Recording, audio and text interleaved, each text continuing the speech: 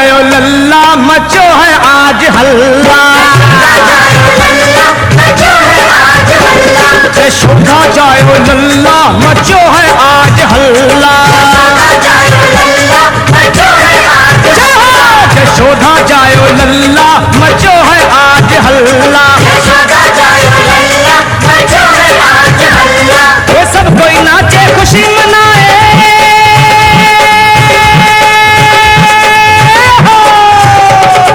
सब कोई नाचे खुशी मनाए, तू कहना ना तल्ला, यशोदा जायो लल्ला मचो है आज हल्ला, यशोदा जायो लल्ला मचो है आज हल्ला।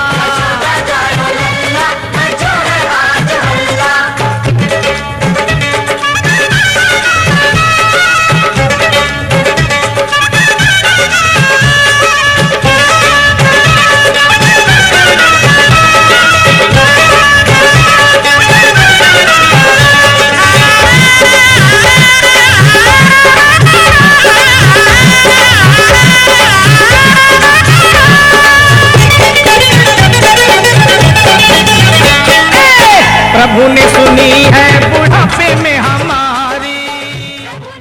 तो वही कहते हैं कि ना दे दान जमी का राजा, ना दे दान जमी का, ना दे दान जमी का राजा, ना दे दान जमी का, ना दे दान जमी का राजा, ना दे दान जमी का, ना दे दान जमी का राजा, ना दे दान जमी का।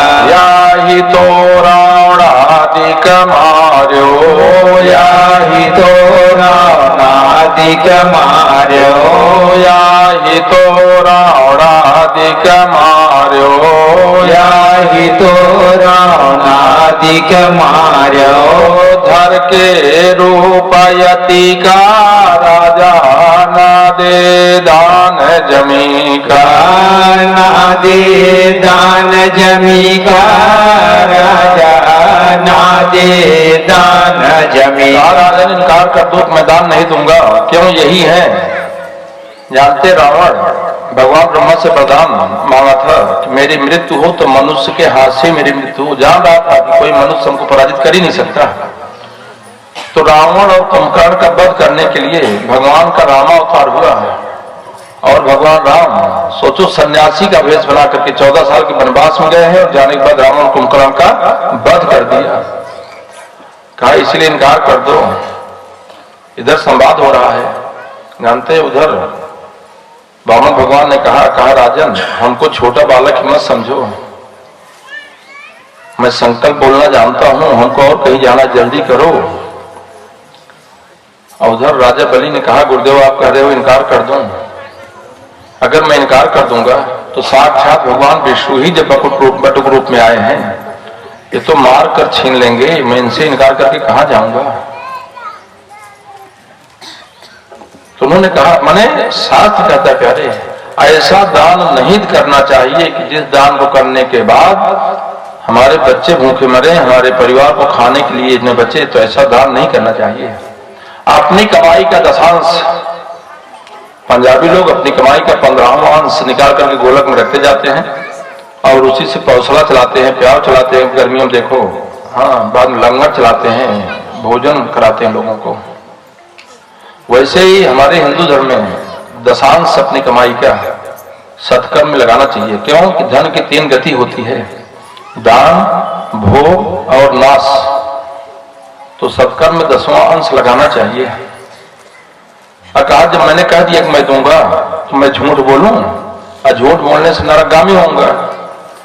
तो कहा गया है कि कुछ स्थान पर झूठ बोला जा सकता है, झूठ क्षम्य है।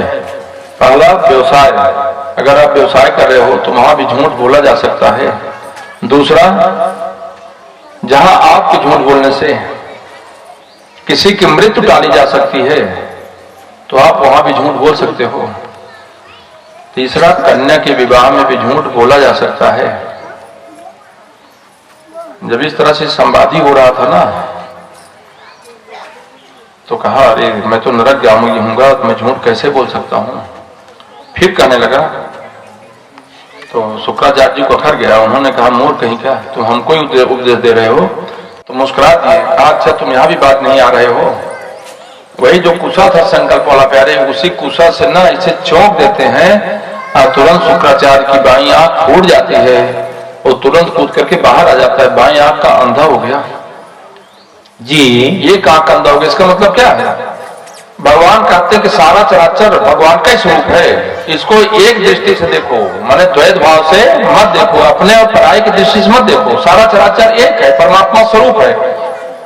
तो अद्वैत भावना से देखो, नहीं है एक के सिवा और कोई दूसरा। बोलिए सदगुरु स्वामीनाथ की जय। संकल्प हो गया, जैसे ही संकल्प हुआ वैसे ही आश्चर्यजनक घटना घटती प्यारे, भगवान का विशाल स्वरूप हो जाता है। उनके पूरे शरीर से समझ लो पृथ्वी और आकाश भर जाता है।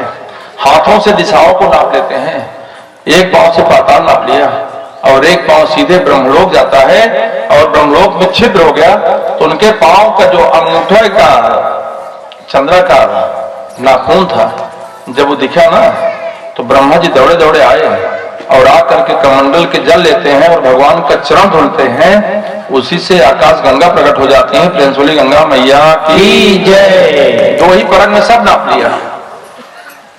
तब उन्होंने कहा, राजन अब आप बताओ मैं तीसरा कदम कहां रखूं।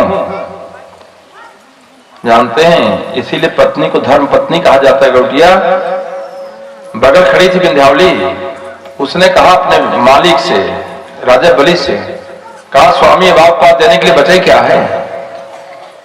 अरे आप अपना मस्तक भगवान के चरणों में रख दो, भगवान अपना चरण कमल आपके मस्तक पर रख देंगे तो आपके शरीर के अंदर का जो अहंकार है वह तो दूर हो जाएगा। क्योंकि कहा था कि मैं दूंगा, जो देहाभिमान है उस अहंकार का नाश भगवान कर देंगे, तुम्हारे मस्तक पर अपना प्राण पांव रख देंगे। इधर संवादी चल रहा था प्यारे, भगवान ने क्या किया कि नाग फांस में बंदी बना लिया राजा बलि को। और उसी समय प्रहलाद जी आ जाते हैं। प्रहलाद को भगवान ने ना मूर्छाने वाली माला भेंट किया है, उसी माला को पहन करके आए हैं। राजा बलि देख रहा है, परदादा आए, सोचो हाथ बंधे हुए हैं, प्रणाम करना चाहता है, प्रणाम कर नहीं सकता है, आंखों से झरझर आंसू गिर रहे हैं। आंसू इसलिए नहीं गिर रहे हैं मैं आपको प्रणाम नहीं कर पा रहा हूं, आंसू इसलिए कर रहे हैं कि आज मैंने आपके कुल को कलंकित किया है।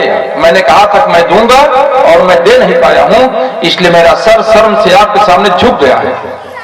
बोलिए सदगुरु स्वामीनाथ की जय। उसी समय ब्रह्मा जी वहां आ गए। ब्रह्मा जी आकर के कहते हैं वामन भगवान से, प्रभु आखिर और क्या लोगे, अपने भक्त की कितना परीक्षा लोगे? सोचो इसका कुल इसका साथ छोड़ दिया, इसका परिवार इसका साथ छोड़ दिया, इसका गुरु श्राप दे दिया, फिर भी अपने वचन से नहीं मिटा, अपने वचन पर अडिग रहा, संकल्प किया, फिर भी आप इसको बंदी बनाए हो। वामन भगवान मुस्कुरा देते हैं और नाग फांस से उसको मुक्त कर देते हैं राजा बलि को। कहा, हे ब्रह्मा जी मैं अपने भक्त की परीक्षा लेता हूं, अपने भक्त की परीक्षा लेते समय उसके धन को छीन लेता हूं, उसके संपत्ति को छीन लेता हूं, उसके पुत्र को छीन लेता हूं, उसके परिवार को छीन लेता हूं। सब कुछ छीनने के बावजूद भी अगर वह अपने भक्ति के मार्ग से अपने संकल्प से अधिक रहता नहीं नटता है तो मैं उसको अपना सर्वस्व दे देता हूं। इसका पूरा परिवार साथ छोड़ दिया, इसका कुल साथ छोड़ दिया, इसके गुरु ने इसको श्राप दे दिया, फिर भी अपने संकल्प से दूर नहीं हुआ। तो मैं इसको आशीर्वाद देता हूं कि सावरण मंत्र में इसको इंद्र का पद मिलेगा और अभी ये सुतल लोक माने पाताल लोक का राजा होगा।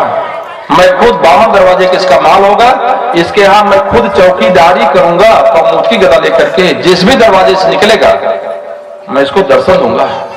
सोचो भगवान अपने भक्त के वशीभूत कर खुद अपने आप को बंदी बना लेते हैं अपने भक्त के प्रेम में फंस करके। जी हाँ नहीं कि प्रबल प्रेम के पाले पर का प्रभु के नियम बदलते देखा, खुद का मान भले ही जाए भक्त का मान न मिटते देखा।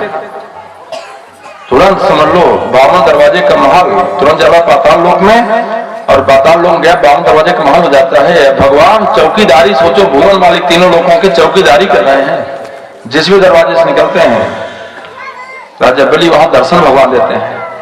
और यहाँ लक्ष्मी अपने मालिक को खोजने के लिए निकली है और नारद जी भगवान का दर्शन करके जा रहे हैं, नारायण नारायण करते हुए जा रहे थे। रास्ते में लक्ष्मी जी मिल गई। बहन चौकीदार तुम्हारा क्या लगता है? तो लक्ष्मी ने कहा भैया चौकीदार नहीं है, वो तो भुवन सुंदर शालिग्राम भगवान श्री कृष्ण माने विष्णु भगवान है, मेरे मालिक हैं। जैसे सुना प्यारे, राजा बलि आता है, आया आकर के भगवान के चरणों में गिर पड़ा। कहा प्रभु आप अपने माया के वशीभूत होकर के हमको अपने माया से आच्छादित किए रहे, मैं आपको पहचान नहीं पाया और आप मेरे यहाँ बंदी होकर की चौकीदारी घूम कर रहे हो। जाओ आज से मैं आपको मुक्त करता हूँ, आप यहाँ से जाओ। जानते हैं भगवान ने कहा ठीक है राजा बलि मैं जा तो रहा हूँ, लेकिन मैं तुम्हारे यहाँ 4 मास विश्राम किया करूंगा, चतुर्मास किया करूंगा। वही आषाढ़ एकादशी से सोच लो, देवसैनी एकादशी से सुखाते हैं। आषाढ़ एकादशी को भगवान वहां शयन करने जाते हैं और फिर कार्तिक मास में देवउठनी एकादशी को भगवान उठते हैं। तब जाकर के 4 महीने जो शादी विवाह का मुहूर्त बंद रहता है। देवउठनी एकादशी कार्तिक महीने के बाद से फिर शादी विवाह का मुहूर्त शुरू होता है। फ्रेंड्स बोलिए वामन नारायण भगवान की जय। गौटिया वामन के रूप में देखो बैठाए से जाकर के इनका दोनों पांव धुलो, पांव धुलो, तब तक भजन हो रही है। इतना काम कर लो।